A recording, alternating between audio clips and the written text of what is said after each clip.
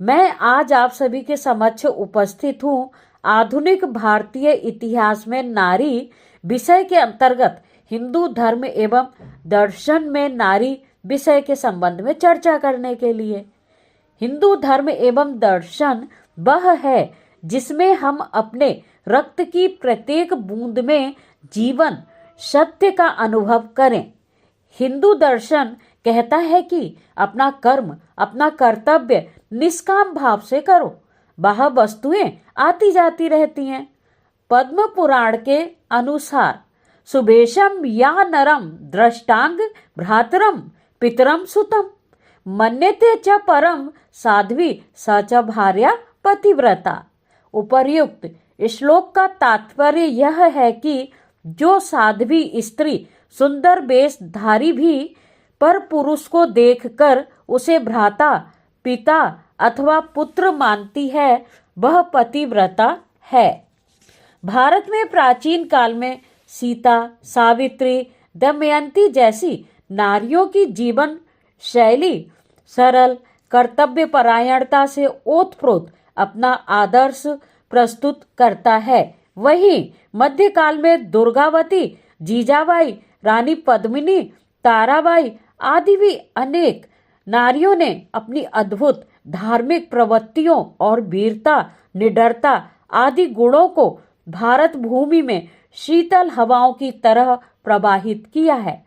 इसी प्रकार आधुनिक काल में भी भारत की अनेक महिलाओं ने धर्म एवं दर्शन के श्रेष्ठ उदाहरण प्रस्तुत किए हैं।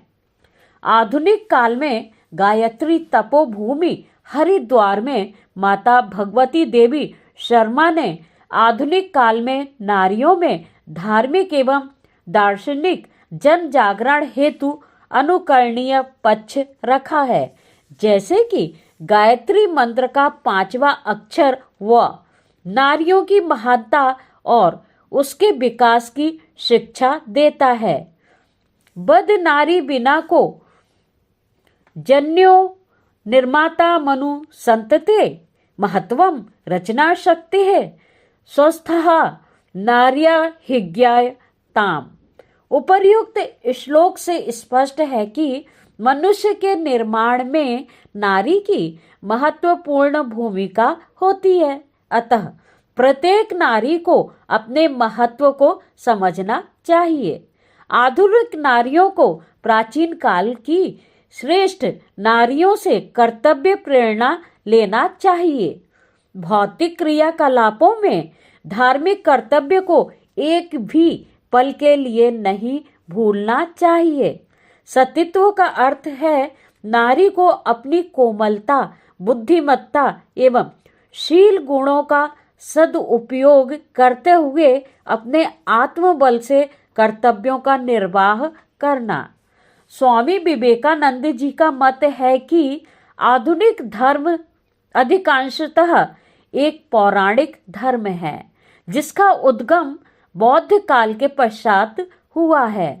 स्वामी दयानंद सरस्वती ने लिखा है कि यद्यपि गृहस्थ आश्रम में वैदिक रीति के अनुसार होने वाले संस्कार एवं अग्निहोत्र में स्त्री की उपस्थिति अनिवार्य है, तथापि कई स्थानों में प्रचलित रीति के अनुसार वह अपने घर में स्थित शालिग्राम शिला या वह देवता की मूर्ति को हाथ नहीं लगा सकती, क्योंकि इस प्रकार की पूजा का उद्गम पौराणिक काल में उत्तरार्ध में पाया जाता है।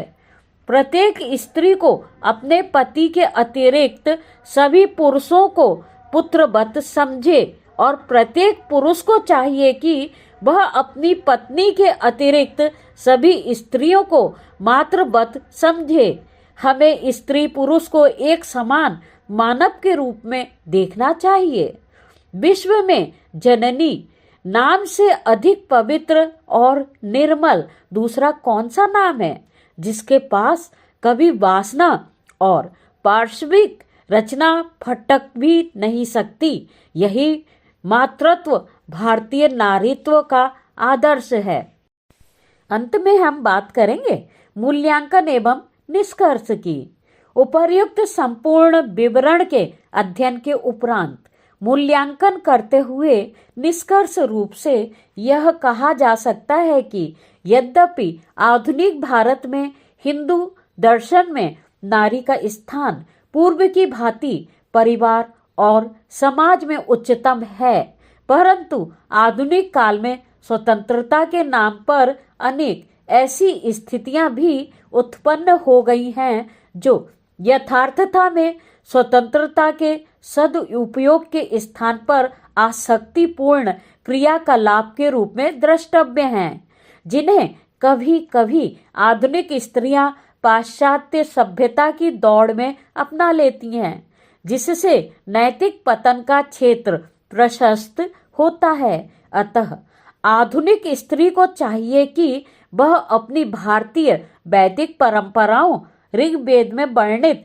महिलाओं के आचरण से शिक्षा प्राप्त करते हुए वह केवल किताबी दृष्टि से ही नहीं बल्कि मानसिक दृष्टि से भी शिक्षित बने और अपने हिंदू धर्म दर्शन की रक्षक के रूप में रहे, ताकि पूर्ववत सम्मान आदर सभी स्त्रियों का चिरस्थायी रहे।